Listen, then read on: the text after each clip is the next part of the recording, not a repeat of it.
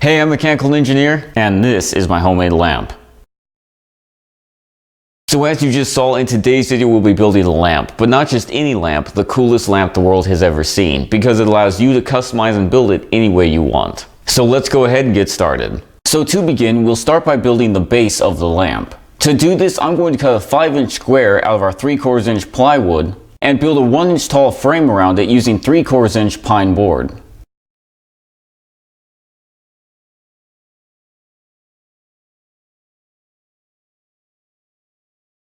Just like this. And the reason why I created this lip here is so we'll have room for the power cord to stick out. Now we'll want to give everything a very nice sanding.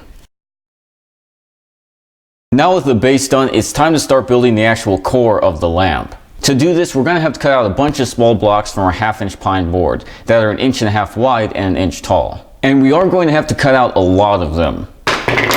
No, I mean like a lot. Now as far as actual numbers go, I cut out 110 blocks, but depending on what kind of design you go with and how tall you want your lamp to be, you may need more or fewer blocks.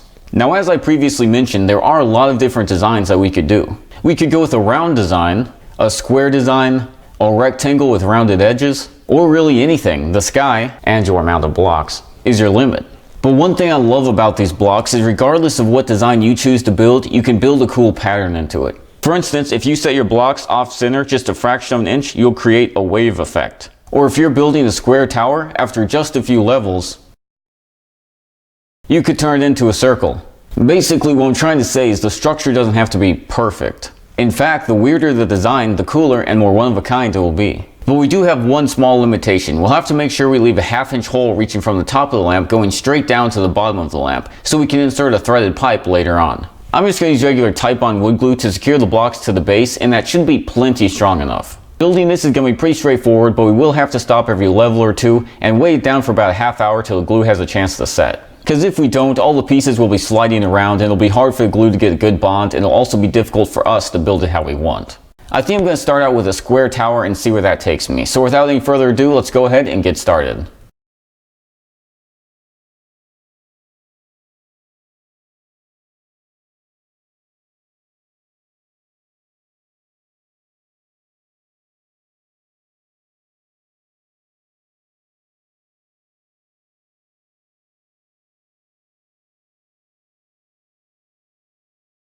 With the lamp now built to our liking, it is time to insert the pole that we mentioned earlier. And all it is it's a threaded pipe made specifically for lamps. You could pick it up at almost any hardware store for just a couple bucks. Now we're going to insert the pole into the core of the lamp, and once it's in position pointed straight up, I'm going to look through the cracks and mark where the base of the pipe is sitting at. We'll now want to find where our 2 points converge and drill a hole through the base plate just large enough to fit our threaded pipe.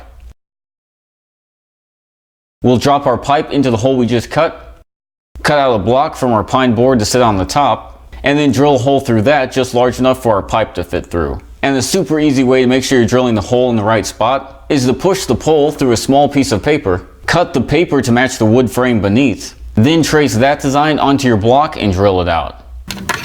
Before we glue the top in place, we're going to want to cut down the pole so that only about 3/4 of an inch stick out the top and only about 1/4 of an inch sticks out the bottom. Like this. Now I'm going to push the pipe through our wooden top piece and then just barely twist on one of the nuts that came with the pipe. Now we'll drop the assembly back in place, flip it over, thread the second nut to the very tip of the other end of the pipe, lift up the top piece, glue under it, and then tighten the top nut until everything is snug. Next, we'll drill a small hole in one of the sides just large enough for our power cord to fit out of. A 1/4 inch bit should work beautifully.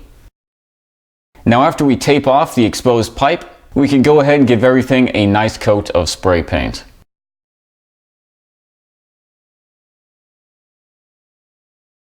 Now that the paint's drying, we can begin building the lampshade. If you don't want to build a lampshade and you want to just go buy one, that's completely acceptable. I'm just building mine because I like to build stuff and I know I can build it for a lot cheaper than what they sell them for. Now I want my lampshade to be square so that it matches the general design of the rest of the lamp. After a little bit of playing around, I've decided that the best size for my shade is 12 inches square and 10 inches tall. But regardless of what dimensions you choose, make sure you leave at least 5 inches between your light bulb and the side of the shade. So now that we have our measurements, I'm going to take 12 of these 1/2-inch pine sticks and construct the basic frame of our shade. And again, wood glue by itself will be strong enough to hold this together, but I think I'm going to put in a few nails at each joint to help hold it into place while the glue dries. Just like this.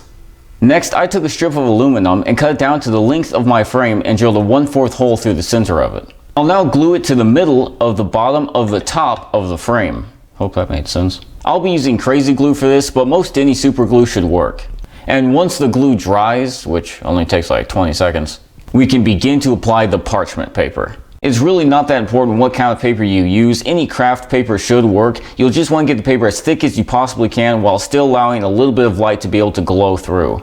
We'll want to cut the paper an inch wider than the frame, so in my case that'd be 11 inches. This way it can actually wrap around the frame itself. With the paper now cut, I'm going to line it up even with one of the sides, and then crease it at the other side so it can take the corner properly.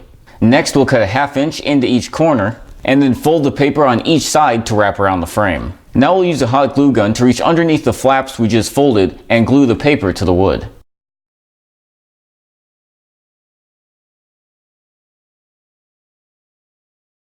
Just repeat the process on the remaining sides, and when you're done, it should look something like this. So now we'll take the shade, the lamp body, and the lamp parts kit that I got at the hardware store, and we'll begin to put it all together. We'll start by dropping the harp onto the lamp. Then we'll screw on our socket cap, feed the power cord through the side hole, and up the pipe.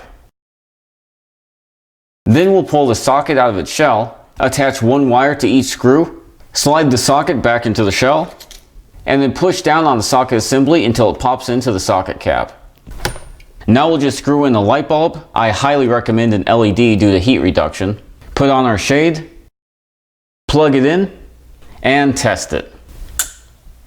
And with that, your lamp is complete. I am very happy with how the lampshade turned out. I think it looks good, and I think it complements the lamp quite nicely.